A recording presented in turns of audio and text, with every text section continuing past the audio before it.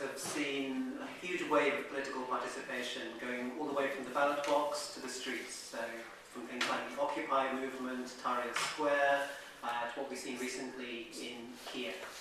Now, although we've seen a lot of political participation, there's also been a lot of disillusionment. A lot of people don't understand how they can participate in the political process, how they can get involved in activism. So we're fortunate today to have with us as our guest Heseltine. So if you don't know Catherine is a board member and former CEO of MPAC UK, that's the Muslim Public Affairs Committee, which is a Muslim lobby group and civil rights group. And she'll tell you a little bit more about that, I'm sure. So Catherine's been involved in political and media activism for over a decade now. She's also a primary school teacher. And she's been involved in issues ranging from civil liberties, Islamophobia, foreign policy. So can we have a round of applause to welcome Catherine?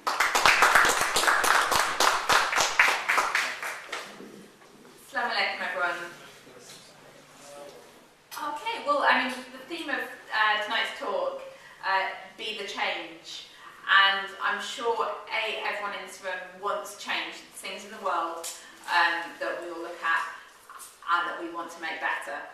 And I believe that all of us need to be involved in political change.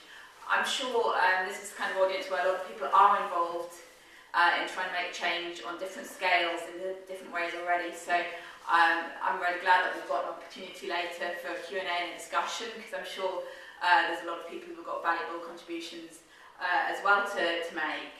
But what I want to do is share my experiences over the past decade, what I feel we can take out of that. And I would argue that any kind of change that we want to see ultimately has a political element, comes back to politics. Now, a lot of people are instantly cynical when they hear the word politics. It just conjures up that image of a bunch of grey men in grey suits shouting at each other across the House of Commons. And I want to make very clear from the outset, I'm not talking about a kind of narrow party political sense of politics. It's the widest sense of the world. It involves everything to do with media, activism, anything in the public sphere that's to do with how we organise ourselves, both on a local, national, international scale. So politics is something that affects all of us. Again, that cynicism, I think, maybe if I start with a reflection of one of my earliest political memories. Oops, no, I'm not that young. Earliest political memories.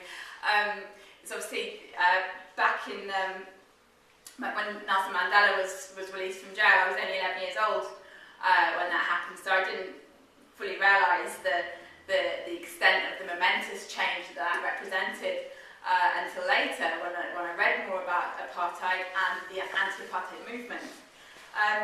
But I think it really shows, if I read a quote from just a few years earlier, 1987, from Margaret Thatcher, who at that point described the ANC as a typical terrorist organisation.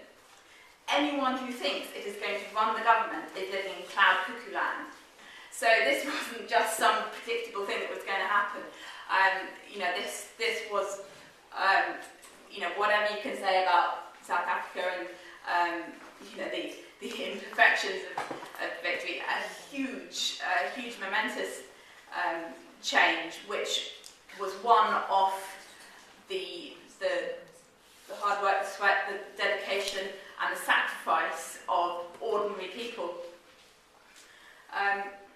So again, but the earliest experience with politics weren't really that much these big events going on, end of apartheid, the Berlin Wall coming down. Actually, on a very local and mundane level, my dad was involved in local council politics, and he was the chair of the planning committee. So on a Saturday morning, he'd stick me and my sister in the back of the car, drive us around North London, and say, "Girls, they want to pull down that building and build this. What do you think? You know, you're going to have to live with it longer than I am. I mean, you know, should we let them build this or build that? So, you know, at that very early age of sort of 5 or 6 years old, I was seeing that politics actually literally had a concrete effect on people's lives. You could see it out there in bricks or mortar. And again, this is something that I think is a real irony, because you'll hear again and again, no, mosques and politics should have nothing to do with each other. Don't talk about politics in the mosque. We don't want to hear about politics. And yet, if you want to build a mosque, what do you have to do? Go and get planning permission from politicians. And you find actually increasingly the politics of Islamophobia affecting battles for over planning permissions for mosques. So, you know, that's sort of political background. Now, you know, later on, I studied to be a teacher at university, and as soon as you start looking at the education system and experiencing the education officers, and I'm sure anyone else who works you know, in the NHS or any public service, you realise how much day to day what you're able to do with the kids in the classroom is affected by decisions that are being made by politicians. You can't get away from it. But still, at that point, I didn't actually get involved in any kind of politics. I wasted my student years as your prime time for political activism, and that I just didn't get involved. But then, you know, I did become Muslim at university, and that was just a couple of years before a major event, which I'm sure has kind of affected the political consciousness that we all live with. Now, I remember when I went through quite a long process of reading about Islam and considering it, and when I was going through that process, at one point I was sitting in a lecture at university on equal opportunities and anti-discrimination, and it occurred to me, suddenly, if I do become Muslim, I'm going to be part of a minority group. And that was quite a kind of interesting idea for me, having grown up, you know, white, middle class, Anglo-Saxon, Protestant. You know, the idea that I might be part of a group that's discriminated against in any way was not something I was very comfortable with. But nonetheless, I you know, got to the point where I knew Islam was what I believed in. And you know, it wasn't very long after that 9/11 happened. And again, the degree to which suddenly Muslims, Islam in general, were subject to this blanket accusation, so much of the media, so much opinion, these kind of cries of why are Muslims not coming out and condemning it? Because I'd always been able to assume that people took it for granted that I wasn't in favour of mass murder. And then suddenly, because I'm Muslim, I have to actually say, oh, by the way, before anything, I'm not in favour of killing 3,000 people in an office block in New York. I mean, it was something breathtaking to me to suddenly be put under that kind of suspicion and that kind of, you know, animosity, and to that be taken as normal. So, you know, I then became, you know, started just, I would look at the headlines or the opinion pieces in the papers, and they would just get me so riled up that this is how I'm being portrayed, this is how my religion is being portrayed. And I just started as an individual firing off emails of complaint and phone calls of complaint into the BBC, etc. But feeling like I can't get anywhere really on my own just as one person. Now, obviously, then by a couple of years later, we had the Iraq War.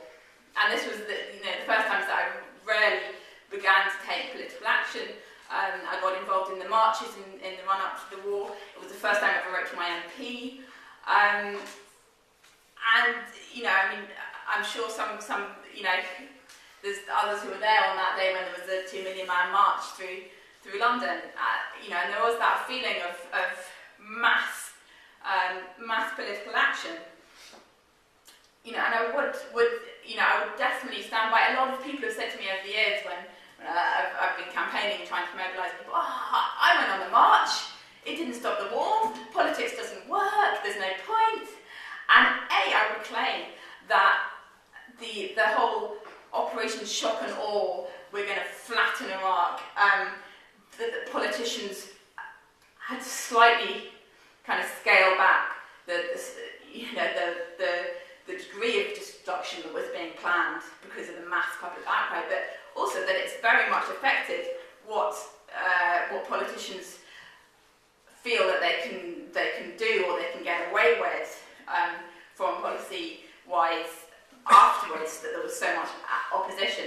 And if there hadn't been that opposition to the Iraq War, that quite probably they would have marched straight into Iran, straight into Syria directly afterwards, as people like George Bush were talking about, the whole axis of evil. However, no one can deny it didn't stop the war. The war was being pushed for, 10 years before by neocon think tanks in the States. People who were in favour of these kind of policies were deeply involved in politics way before we were, a last-ditch attempt. And again, this was at the first stage where I started to be shocked by the degree to which, the Muslim community didn't seem to be leading the way or even getting involved to a great extent in these things. I remember going to the Regent's Park Mosque, and and the staff saying to me, we're having an event on this day. We should come. It's a really good course. You should attend. It's like, that's the date of the National March Against the War. It's like, oh. Not only have they, not got involved in trying to mobilise people to attend the march, they were trying to divert you away from actually doing that. I started to sort of dip my feet in, but this is the story of the event that really meant that political activism then became so much part of what I've spent the last 10 years doing. I don't know how many of you know the story of Tom Handel, British student photojournalist, who he didn't just stop at I went on the march, I wrote to my MP. He joined the Human Shields project and flew to Iraq, and the idea, if you remember, was that internationals would go and act as human shields against the bombs. Now, he got there and found that the Saddam's authorities were kind of subverting that project, trying to send them to oil rigs and stuff rather than civilian areas. So he left Iraq before the war and went to join the International Solidarity Movement in Palestine. Now, the ISM there was organising internationals to do things like escorting Palestinian children past checkpoints to school, staying in houses that were under threat of demolition by Israeli bulldozers, monitoring checkpoints, being there as at present, exploiting the disgusting fact that if you're a white British citizen or an American citizen, your life seems to have more value, in the eyes of the world than a Palestinian. So the Israelis are obviously going to be more reluctant to shoot you. However, the Israeli army and authorities were getting really frustrated with the ISM movement and the disruption they were causing to the occupation, the success they were having in protecting Palestinian communities. And 3 weeks before Tom was shot, Rachel Corrie, the American, was run over by a bulldozer in the most shocking, act of blatant murder, in front of the eyes of the world. But Tom nonetheless still went to Rafah, the same town where she'd been murdered, and the morning of this day, the group had set out on an action to protect a house that was under threat of demolition on the border. And as they were out in the street, there started to be sniper fire from an Israeli sniper tower, and everybody fled the area apart from there was some very young children, kind of 5-6 years old, that froze in terror out in the open. And so Tom went out from behind the wall where they were sheltering to go and retrieve the children. He retrieved one child, went back for a little boy, and as he bent down to pick up the little boy, he was shot through the head by the Israeli sniper. And you know, this image of someone in Gaza having been shot, being carried along, it's something that we're all too familiar with from catastrophe to catastrophe over the years. But suddenly, here was this image, and here was someone that I knew as an 11-year-old boy, because he was the younger brother of a really good school friend of mine. So, you know, Tom was someone that I thought of as the kid who was kicking a football around when he went over to Sophie's house, and as part of this family. And you know, suddenly it's happened to my friend's little brother, and that's when the human scale of what we see on the news. You know, this number of people killed. This town bombed. These casualty numbers. It stopped being statistics for me, and it just totally bowled me over to think that these figures of 100,000 Iraqis killed. I was then seeing the effect that one person's brother, person's son has on that family. You know, the effect that it had on Tom's younger brother, who was 12 at the time. What people went through as individuals. And then realising that I didn't know these people in Iraq or Afghanistan or Palestine or so many different places where these things were happening. Chechnya, you can look all around the world, and yet I could imagine and I could picture what was happening on a human scale. So, from that point on, trying to change these things became, very much what was the main thing in my life. I mean, I got involved with the Handel family's campaigns supporting what they were doing. They were an absolute inspiration, because nothing they did was going to bring Tom back. He was in a coma for 9 months before he died in hospital back in London. But they realised he was out there.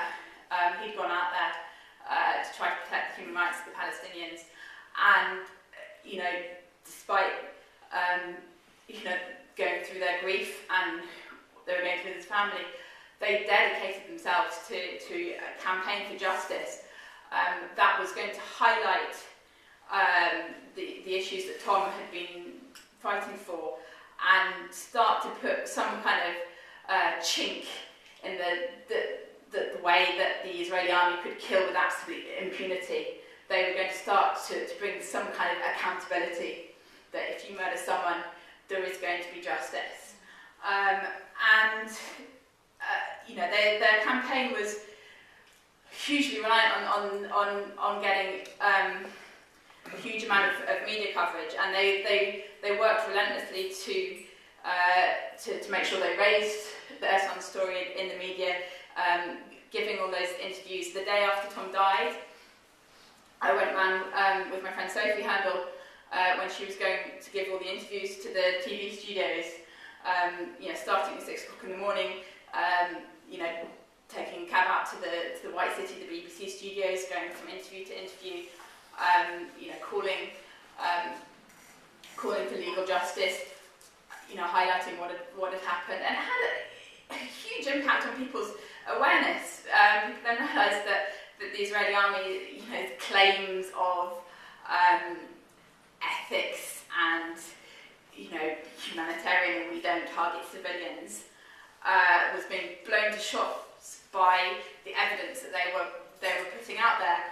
And eventually, through that, the media pressure, the legal pressure, the political pressure they tried to put in trying to force the British government to do something to represent their citizen, eventually ended up in an Israeli soldier being prosecuted for shooting Tom. And that was an absolute first. That had not happened before. So, that kind of catapulted me into campaigning, and I was very much looking for vehicles, people to work with. And I came across MPAC at that point, back in 2003, in the summer after this happened. And the very first MPAC campaign I got involved in was an election campaign in Brent East.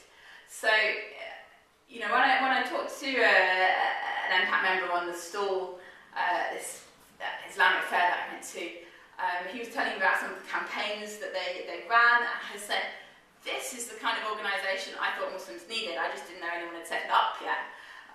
So straight away got involved. And having felt that sense of frustration and powerlessness, going on the Iraq war marches and feeling how much difference we were making, suddenly then, when there was a by-election in the autumn, just after the Iraq war in Brent East, that was then an opportunity to make Tony Blair and the Labour Party pay for what they've done, pay politically, bring that accountability about that 2 million people marched and you didn't listen, but these people are voters. Now, Brent East has quite a large Muslim population, thousands of Muslim voters there, and so we went, the MPAC team, and the Labour politician who was running was pro-war, supported the party line, and the Liberal Democrats obviously had opposed the Iraq war. So we produced the leaflets, a simple message, if you're against the Iraq war, then vote Labour out, vote for the anti-war Lib Dem candidate, send a message out there. And now it was a massive ask, because as you can see, the Lib Dems were coming from third place. It was a 10,000 vote swing that had to be achieved. But in a by-election, that's possible, especially in times like that. And, we produced thousands of leaflets. We got the electoral registers, went through by hand. It takes hours to find all the Muslim names to say, right, we're going to go directly to the Muslim households. Our job as a Muslim organisation is we're going to be responsible for mobilising the Muslim vote. 99% of the Muslim population, was against the war. So if we don't use our votes that way, then what difference does it make? So it was, hard work, and again, going outside the mosques distributing the leaflets, the kind of upside down priorities we'd had, saying, well, why are you sisters out on the street outside a mosque giving leaflets when, where's your modesty and where's your this? And, fine, okay, you want to give out the leaflets instead of me? Fine, I can do something else. But there's a war that's happened. Can we get that into proportion? People who debate about anything rather than just taking action, but Handler, by 400 votes, the anti-war candidate, the Lib Dem, got elected, and it was seen across the press. They wrote it up. This is a backlash for the Iraq War, and the role of the Muslim vote in that was for the very first time acknowledged. And the Daily Telegraph did a lovely editorial about how MPAC had gotten involved and represented the black underside of British politics, because suddenly, if Muslims start voting as citizens, then that's very sinister. But for the first time, I felt we'd made a change, we'd made a difference. And this, Sarah Tezo, as an MP, she was actually the youngest MP elected to Parliament, and she certainly was aware that an anti-war and a Muslim vote had helped to propel her into Parliament. And she followed that up in terms of the work that she did. She was a big campaigner on Guantanamo, and there was a British resident who was a constituent of hers in Guantanamo, and she did a huge amount campaigning to get him home and campaigning to close Guantanamo generally. So, and I don't believe that the pro-war Labour guy, if he got elected, would have done that work. But above all, it was that message it sent to other politicians. You don't listen to voters over this, these policies, you're going to lose your job. So, that was one aspect, but so politics is certainly not just about MPs. Media is a huge thing, public opinion. So, we got involved in the Kilroy Silk campaign. Simple case of media lobbying. He wrote an article in the Express, and so again, you've got to be a bit strategic about campaigns. The Express didn't have much reason to listen to us as sort of Muslim public. However, he was a high-profile BBC chat show host. They rely on licence fee payers' money. They've got a certain reputation to uphold. So we mobilised complaints to go in. Got in over 1,000 emails going into the BBC complaints department. We also went to the Commission for Racial Equality, as it was then, and said, "Hello, you've got nothing to say about this. This guy's, promoting this kind of bigotry. He's got a long record of it. We did a dossier of all the other things he said about Muslims and other minorities." And eventually, sort of 10 days later, we even put out press releases, and that was the first time we did a TV interview on ITV News about this. Eventually, he had to go. He lost his job at the BBC. Again, accountability. You can't spread Islamophobia with no kind of comeback. A similar thing with a journalist we did at the Sunday Telegraph. He wrote a whole series entitled "The Black Heart of Islam," all kinds of choice quotes, unbelievable stuff. I mean, honestly, if you just substituted the words black or Jewish in there rather than Muslim, no one would believe that people would publish this stuff in supposedly quality newspapers. But he was exposed as an employee of the British Council, again an organisation with a reputation to uphold. 2 months of campaigning it took. Initially he was suspended, got in lots of complaints. We used the internet, sticking their logo all over the place. Eventually, when we said, "Listen, you have a lot of centres in the Arab world. If you don't follow through on your own policies against bringing your organisation to disrepute by promoting racism and Islamophobia, then we're going to make sure this story is all over the Al Jazeera and every Arab media network that we can get." And sure enough, the next week he was fired from his job. So again, an end to impunity, a beginning of accountability. BBC case, the presenter described Jerusalem as Israel's capital, which we all know is under international law, not the case. Again, big campaign, having to escalate it up to the editorial complaints unit, resulted in a public apology and correction. Again, all these campaigns were run by, for those of you who know Impact, we're not a professional organisation. We don't have the funding for offices, full-time staff, PR people. This was a 17-year-old student who was leading this campaign. People doing these things in their evenings and weekends. Who's got time to call up the news desk and follow through on this press release after their baby's nap or in their lunch hour or on the go. But we started to have an impact across the board. It's not just campaigns from media and politics. The police. There was a mosque up in East London that was getting targeted by EDL marches, weekly EDL marches. A couple of Muslim brothers who were beaten up in the street. One of them ended up in hospital with a broken jaw by these EDL marchers just for walking down the street, being Muslim men with beards, and racist Islamophobic language used in that. And so we organised a mass petition to the local police to say, your policing of this has been totally inadequate. What guarantees are you going to give to the community? And a march of our own down to the police station. And eventually the the local chief of police had to come out and apologise for their failures in policing and guarantee that they would put the necessary resources into protecting the mosque and the Muslim community there. Simple things, sort of swimming pool up in Manchester, and some of the local team members there did a petitioning campaign when they decided to cancel all women-only swimming sessions. And they said, no, Muslim women who want women-only sessions, along with other women who want that, are paying their council tax.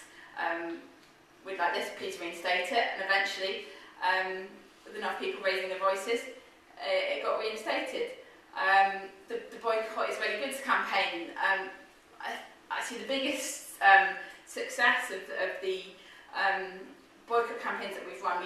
We initially targeted Israeli dates during Ramadan, because the irony is that thousands of Muslims up and down the country are breaking their fasts with Israeli dates that's going to fund the occupation and brutalisation of their brothers and sisters.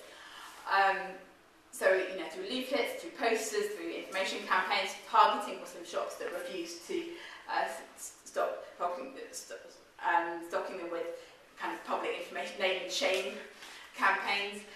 We made that a high-profile issue, and the Israeli dates issue has now been picked up by dozens of organisations nationally. And that, to me, is the real success of campaigning, when you can have a domino effect, and you then has a life of its own.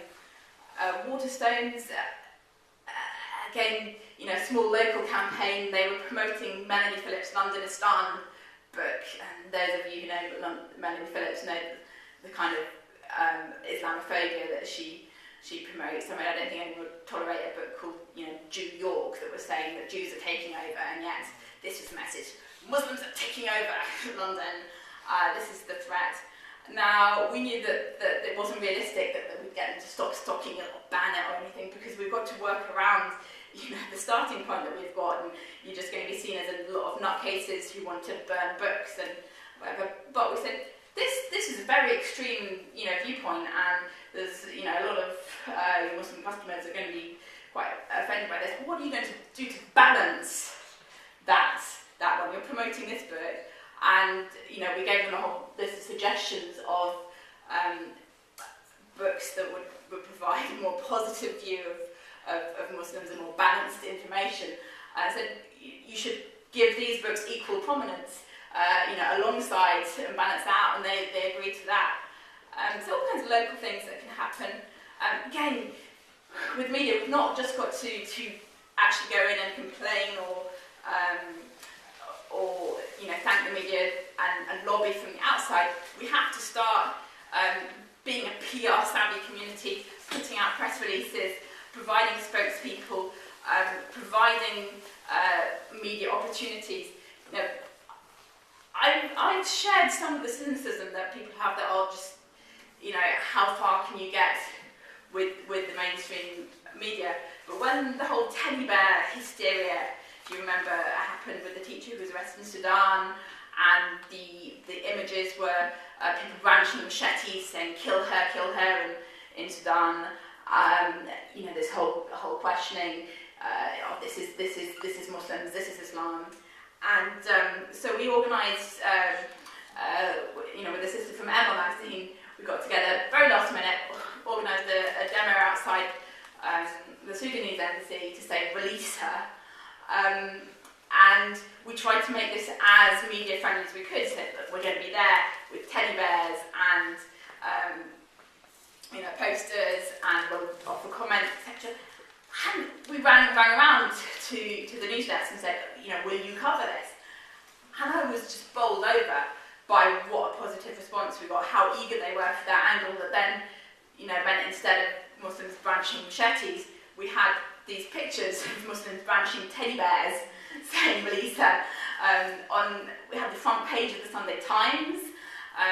We had pictures in not only the Guardian, the Independent, but Times and some of the tabloids, the BBC.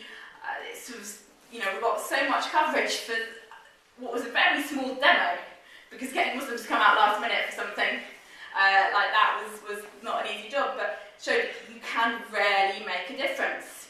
Because again, you know, getting feedback from non-Muslims I knew in my work and my family and around, the impact that coverage like that has on people's perceptions, because otherwise people don't know. You know, if you believe everything you read in the media, and that is the main source of information for most non-Muslims about you and me, then I would be scared. You know, I would feel threatened, I would be worried, and we can rarely change things if we're proactive.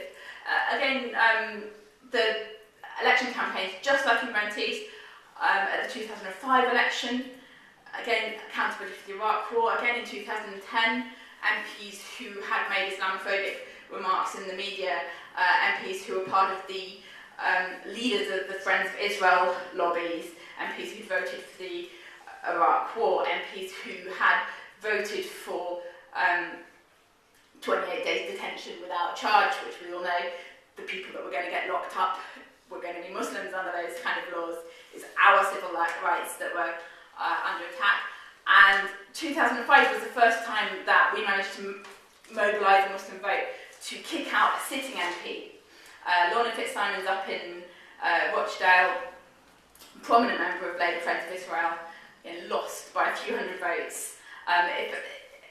If you want to know more about that campaign, there was a Channel 4 documentary that followed our activists up in the north of England called Operation Muslim Vote.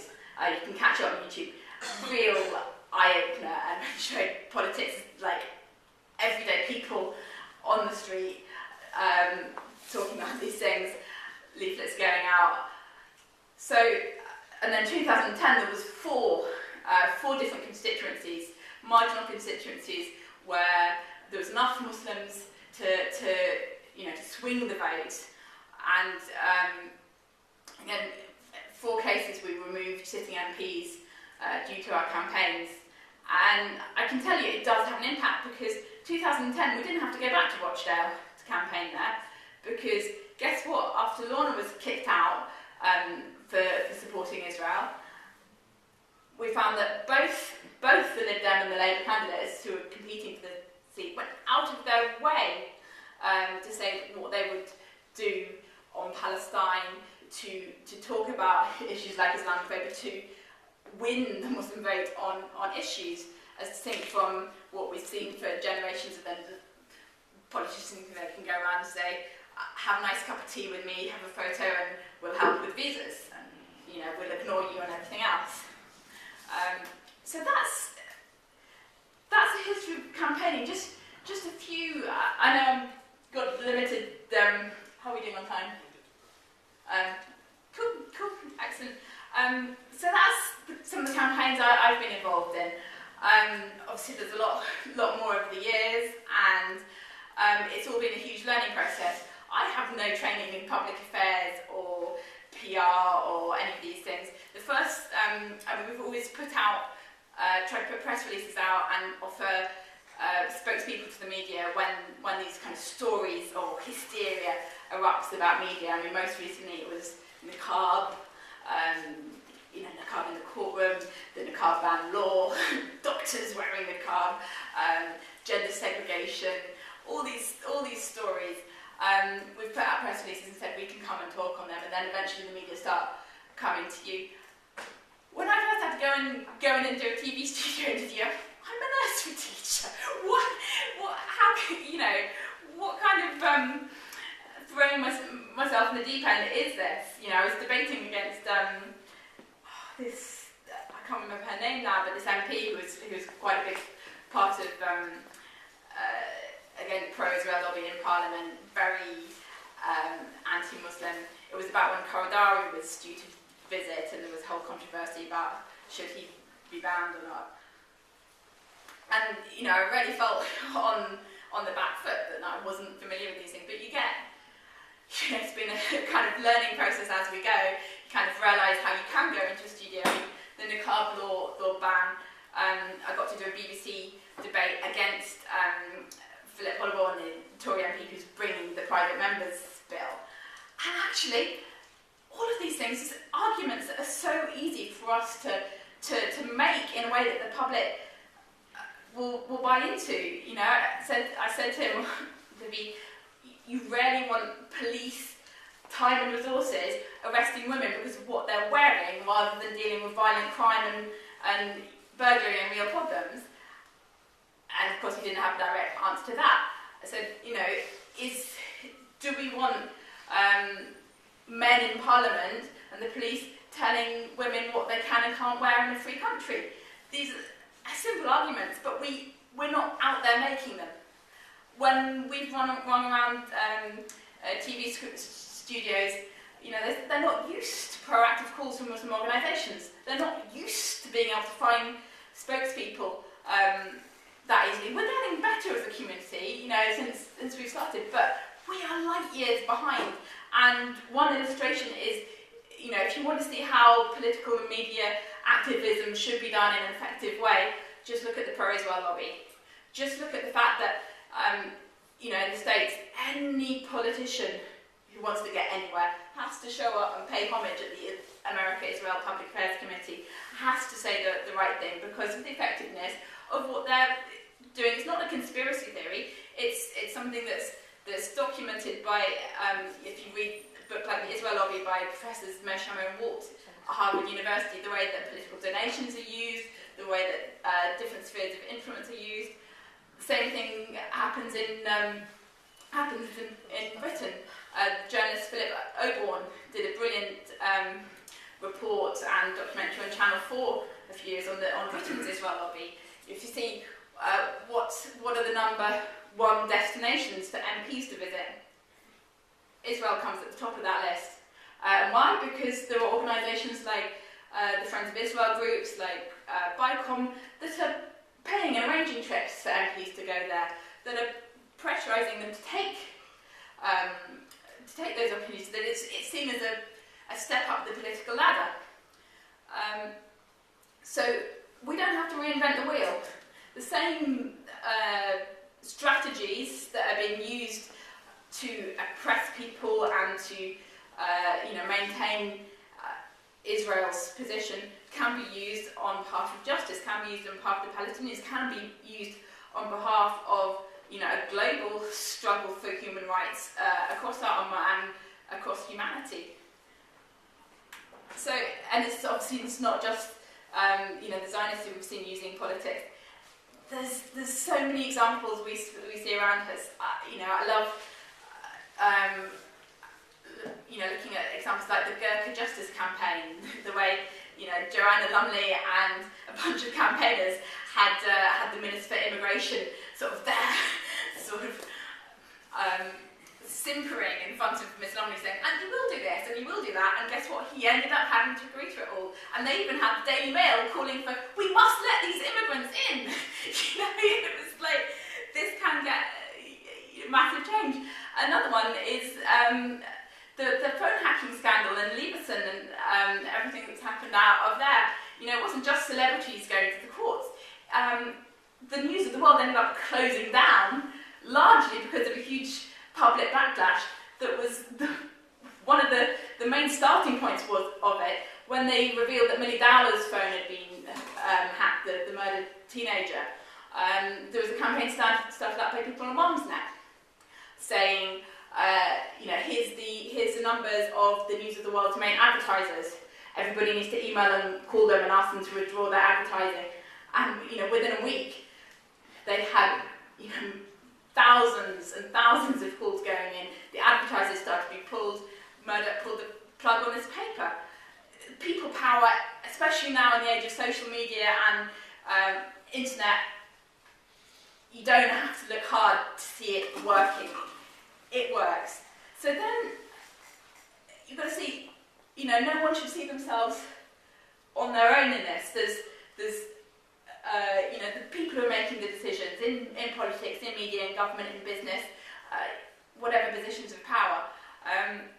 And there are a lot of organisations that are influencing those in what I would argue is a very negative way. If you look at something like the gender segregation row that we had, that originated with the Henry Jackson Society, a right-wing, self-professed neocon think tank with someone like Douglas Murray behind it, who set up a group called Students' Rights, which actually didn't have any students in it, but was simply about trying to kick up a fuss against political Muslim groups and pro-Palestinian groups on campus, and were hugely successful at it. But the question is, why are our community on the other side not doing these things in the same way? Because the biggest thing that has hit me in the face again and again, and that we as an organisation of Impact have come across, is how hard it is to mobilise Muslims to mass action. You know, if you look at an example, the campaign, the petition to free the brother from Guantanamo, it needed 100,000 signatures to be debated in Parliament, and eventually, after more than a year of activists working their guts out to get those signatures, they got those 100,000 signatures. Now, even discarding the non-Muslims who supported that campaign, how many Muslims are there in this country? Many more than 3 million. So proportionally, that's actually quite a small proportion that needed to sign that simple thing for human rights. There's over 3,000 mosques in this country. I think we did the math that if every mosque in the country had collected just 60 signatures on a Jummah, then those 100,000 signatures could have been collected in 1 week, rather than one year of going around. We are asleep as a community. We're beginning to wake up, but we are way behind the curve of where we need to be. It's very interesting. I went to the big Global Peace and Unity conference to work on the impact stall there a couple of months ago, and I've done those big conferences giving out leaflets about these political issues, about helping the oppressed, about the Ummah, and there was a tangible change in what I noticed about the Muslim public reaction to these issues. You know, back sort of 6-7 years ago when I first did a conference like that, and you're handing out leaflets to people, and I just always would come home at the end of the weekend just unbelievably frustrated. Like, what is wrong with people? You know, we're calling ourselves Muslims, and there's just this, people are not interested, they do not care. And there's the beginning of people saying, oh yeah, you know, we need to do something, this is good, this is, you know, I want to be part of this, I am part of this. Just the beginnings of that. So I am optimistic. But I think it goes much deeper. You know, we can all see what's happening around the world, and particularly to the Muslim Ummah. And we can see that these issues, they all come back at their root to political causes, and therefore political solutions if we are going to change things. So, but the vast majority of our Muslim community has two solutions at best to this reality of, like, make dua for them. Well, if you want a job, are you going to just make dua? Or are you going to fill out the application, do the work, do what you can on a practical basis, and then make dua that your efforts are successful? You know, in the Quran, when God says to us, you know, what is wrong with you that you do not fight in the way of those, you know, men, women, and children who cry out, send from you protectors. You know, those people saying to God, send us people who will protect us. Send us protectors, not God come down and do a miracle on earth and protect us, you know, with some supernatural thing. This is our job. And again, but yeah, you know, we have Gaza happening, and again, you know, East London Mosque, instead of organising, you know, political actions, they organised a night when everyone was going to come and pray for people in Gaza. Now, if I was in Gaza, I would want those people who are British citizens, therefore have access to power and influence that, you know, most of the Muslim Ummah would dream of. We're in the centre of geopolitical power. I wouldn't want them just to sit in their mosque all night, pray, and then go home and think, I did my good deed, that's it.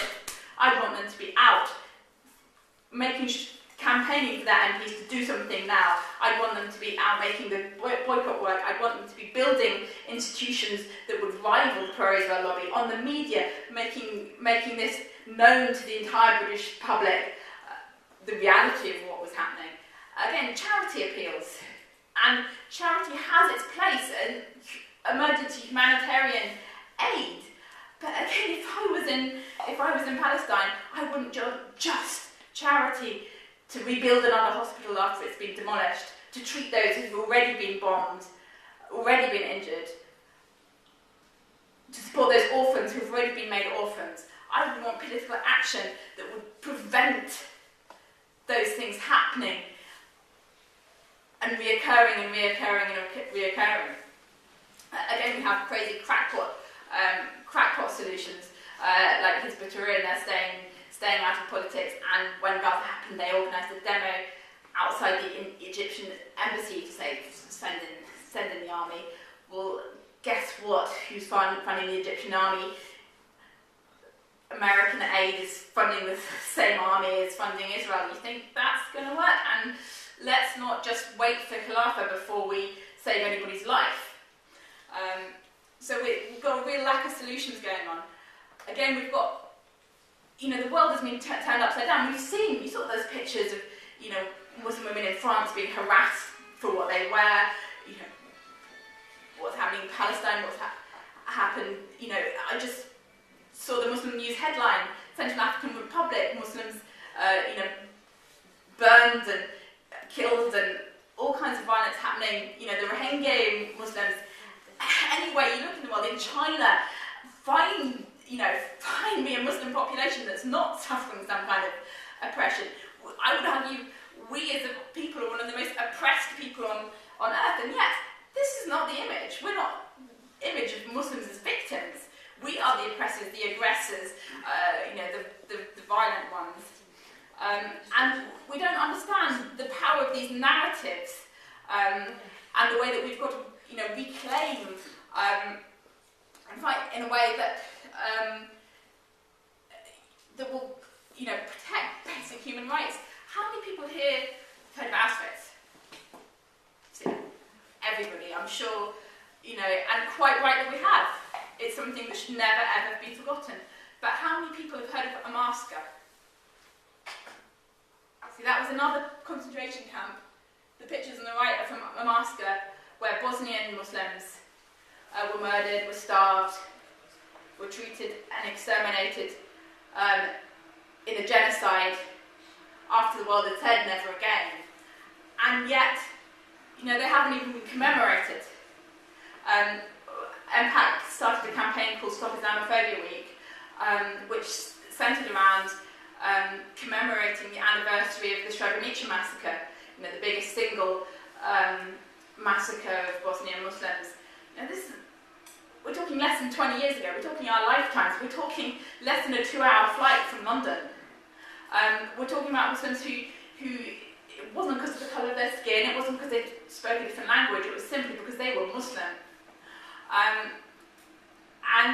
That genocide, if you actually look back at the history of it and the anti-Muslim propaganda that was put out by the Serb extremists, by Milosevic and his political forces, the kind of arguments they used to whip up fear and hatred of Muslims were scarily similar to what you'll hear people saying about Muslims in the UK today.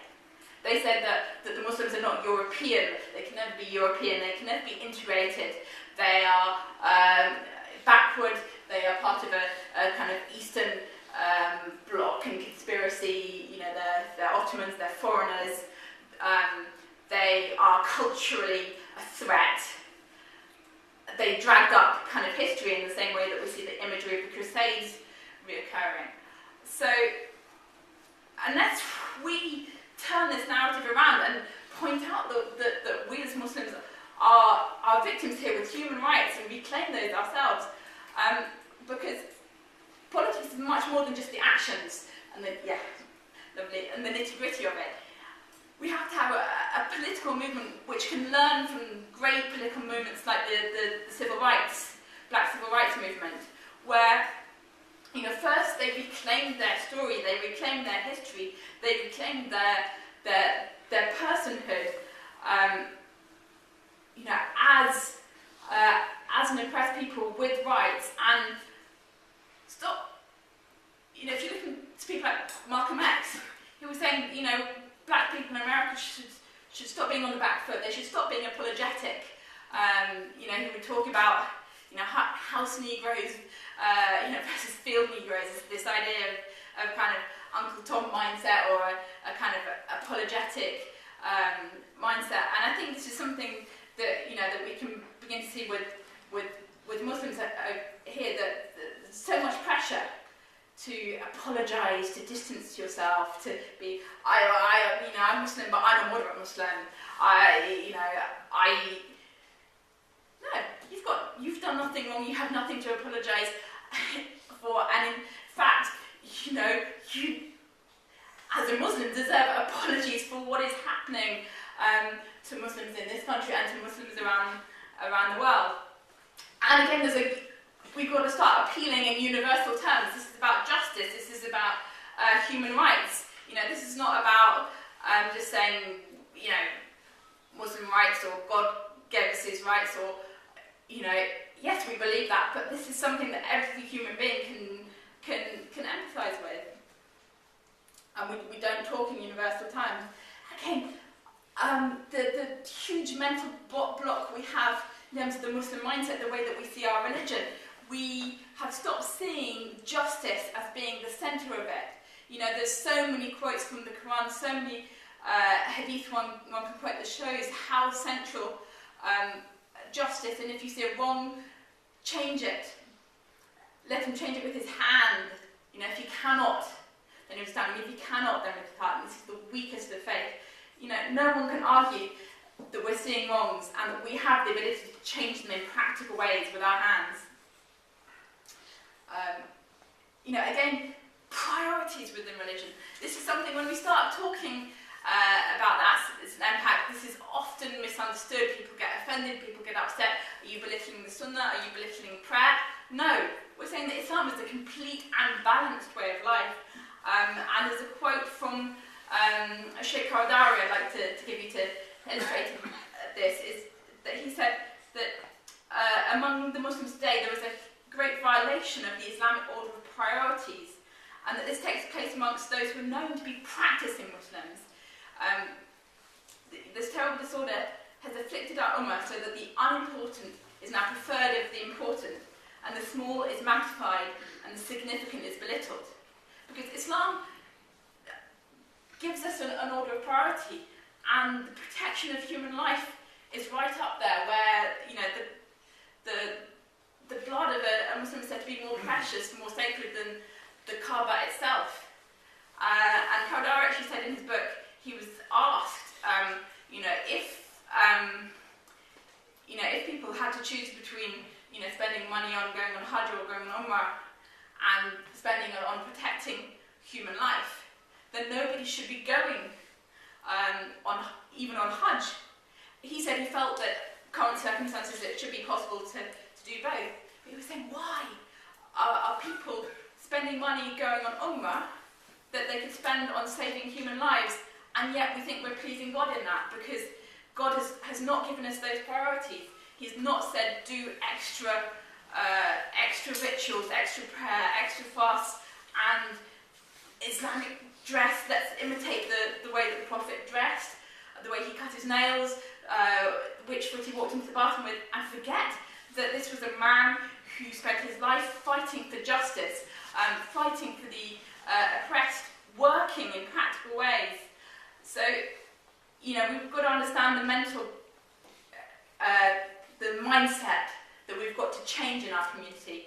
We have to spread that message throughout the community, and then it's a question of mobilising people to have a mass movement of all different kinds. Everybody has different contributions to make, all kinds of different campaigning, but we must do it in a way that is organised, that is networked, that's plugged into to groups and to networks, because one person on their own is isolated, can't achieve much, but as soon as we're networked, and now we live in this interconnected internet world, these things can happen in such a big way. And again, that's the Islamic way to do things. You know, when it talks, when the Quran talks about, you know, fighting the cause of Allah, it says, in ranks, in rows, you know, organised in that way. But you know, again, this is something I would argue none of us can stay out of. We all have different contributions to make, but none of us as Muslims or as human beings with a conscience can remain inactive when it comes to changing the world for the better.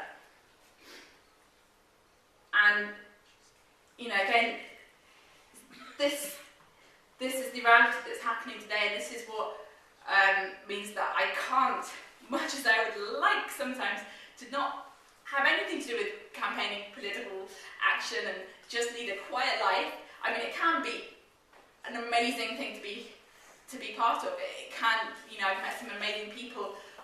Some of the campaigning experience handler, you know, it's not like in the time of the Prophet, peace be upon him, when people were stuck in a trench and risking their lives out there. We can fight to defend our brothers and sisters from the comfort of our living rooms in front of our computers. But we can't forget that this is not just behind the TV screens, this is reality. And I was, a few weeks ago, I was wrapping up at a screening of a documentary called Dirty Wars, which I definitely recommend everybody gets online and watches, as journalist Jeremy Scarhill, because he, and it was covering the drone attacks in Afghanistan, and I interviewed this little girl, and she was explaining, you know, it had the subtitles, but they killed my grandfather, my uncle, my cousin, you know, had her talking about this, and she looked the spitting image of my daughter. This is my little girl Amani, home, she's 2 years old, and, you know, see this child, and my friend at the end said to me that little girl really looked like Amani, and just remember, you know, these people are our brothers and sisters as much as our own family are, and what we would want if these things happen to our own family, you know, we wouldn't rest, we wouldn't make excuses, and there's always excuses, but yeah, going back to this great man, this was a quote from an interview he gave, I think on his 94th birthday, and he was asked, you know, are you not going to retire? He's saying, you know, when there are these problems in the world, and you have the ability to bring about some kind of change, some kind of peace, you can't say no. So if being 94 and having spent 27 years of your life already in prison wasn't an excuse to not get involved, then I don't know what is. So thank you very much for your attention, and I'll pass it to you, Sean.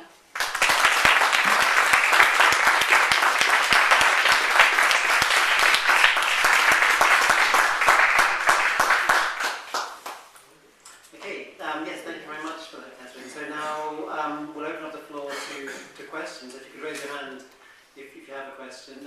Yes, sir, you're at the front of the orange jumper. Yeah, sure. You mentioned that you were frustrated with the Muslim community not engaging enough, and I can understand your frustration. However, I mean, do you not think that this is like a natural path? You know, for example, there's a theory called like the Maslow hierarchy of needs, where people, they have different needs depending on where they are in their lives. So, for example, the Muslim community in Europe, if we have to just mention UK and the rest of Europe, it's like a new generation, and they start now getting engaged in political activism and more like trying to change the politics and the environment they live in. But this is not, I mean, do you think that it's not a normal path, because people are more like struggling to survive, struggling to adapt to the country, and they start like having kids. So the community is still weak, so therefore they are more like looking to just stabilize, get their basic needs addressed before they become like more like contributing to the society and changing. And if Yeah. just and on the second, very quickly on this, there's a second point I want to discuss is, do you not also believe that probably the Muslim community is sometimes when engaged to defend causes, they stay focused only on, like, very minority issues that touch the Muslim themselves directly, which is like, maybe Palestine, maybe, mosque, etc., which is okay, I'm fine with this. But do you think this is like efficient enough to change things, where they need also to get involved in a wider subject where they can lobby with other people from different religion, different culture? Therefore, they have more support, because if a minority is focusing on minority issue, they will be seen as a minority, and they will not have any impact in society, which I feel that's the case. I agree with your analysis of it's quite predictable where the Muslim community is at the moment, but I feel actually we're then not in tune with the reality, and that now the problems and the oppression is coming closer to home, and this is what I really noticed talking to people at the GPU still. When you said, there's this scholar that you follow, whatever, that's been banned from the UK or labelled an extremist. There's these bombs that were planted at mosques in Birmingham. There's a Muslim grandfather in Birmingham that was murdered for being Muslim on the way home from the mosque. It's now becoming something that people shouldn't be able to ignore, and therefore, priorities have to shift. And again, yes, there is. It's quite a newly established community, but we have, large numbers of educated, professional Muslims who are in a position to lead these kind of actions, and many of whom are not getting involved, again, because the kind of way that Islam is taught. I think there's this legacy of colonialism in terms of the way that Islam is practiced, in that, if you go back, if you're a Muslim living in colonial India at the time of the uprising that was crushed, and if you look at the way that Islamic scholars were targeted, and Islam was seen by the British authorities there as having been part of instigating this, that the concepts of justice and jihad and there's social elements were there, and also the way that then colonial rule took away any kind of public role or public elements to Islam, and Islam was then reduced and encouraged and tolerated as something that affected only the private sphere of people's lives. It affected the rituals that they performed, the food that they ate, the clothes that they wear, but it was not to go beyond those things. And this is the Islam that's been passed down the generations and taken over here into a totally different context, where we are free to then engage as Muslims in a wider political sphere. And I agree with you, we have to be part of the mainstream. We have to not just be a minority, just focusing on Muslim issues. The environment is an Islamic issue, all kinds of ethical things are Islamic issues, and yet I think we're legitimate in saying that there's a priority, saying that the Ummah is a family, and when your own family is being attacked, your first duty is to protect your own family, and then the Muslim Ummah, if it was secure and had its rights, should be something that we lead forward as being a force for universal human rights and justice and humanity. But we should see it from that perspective, and again very much see Palestine as not being a Muslim issue only, but being a human rights issue that we join hand in hand with all people with conscience in taking forward. If I can just ask people to keep themselves to one question and keep their question brief in the interest of time and fairness. Yes, ma'am. Again, I understand your frustration. I think we all share it with Muslim apathy in general. But can't you? Should we take into account the fear factor? Because You mentioned the terrorism legislation, which basically means that anyone can be banked up without access to a lawyer, without even being told why he's being arrested, and which has sort of forced people to refrain from engaging. And just sort of to add this, I mean, I participated in protests outside the Israeli embassy, and I have witnessed police brutality. And as a result, I mean, I've seen youngsters, 20-year-olds, get 4 years prison sentences for actually not doing anything but being attacked by police officers. And inevitably, as a result, I can understand that these guys would next time, you know, hesitate in participating in any political movement, given the risks. Exactly. No, I absolutely understand the fear factor. Again, this is something that we come across, particularly, you know, young guys get involved with MPAC. Say, oh, my parents are really worried, you know, it's some political group, etc. I would say that actually the risks of not getting involved are greater than the risks of getting involved ultimately. And, you know, we've got to look at the fact that, you know, that if you remember back in Forest Gate, the two brothers who were shot by the police and, you know, during terror raid, those things, they were never involved in anything. But this came to their households, and it can be a bit like, you know, that famous quote from the Nazi hero saying, well, the Jews were targeted, I wasn't a Jew, so I didn't get involved, I wasn't a communist, so I didn't get involved. You know, this is the window we have to stand up for our rights. And, you know, again, I've been involved for over a decade. I've quite publicly said, you know, I believe what we are doing and what we should do is political jihad. You know, I've been quite openly anti-Zionist, all of these things, and, you know, alhamdulillah, so far, no problems.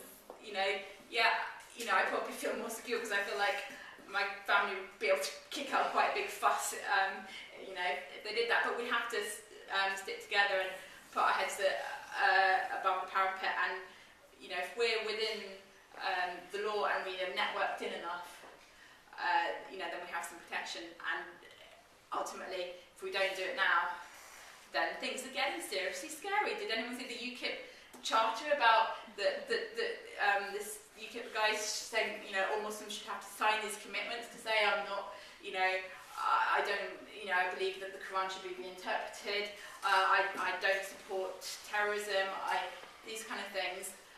You know, there's some Jewish MP who said, well, this is like the first step to getting Muslims to wear yellow stars like the Jews did. This is, you know, this is going to affect us. And, you know, one of the things that's going is what kind of future do I want, you know, my kids to have as Muslims growing up here.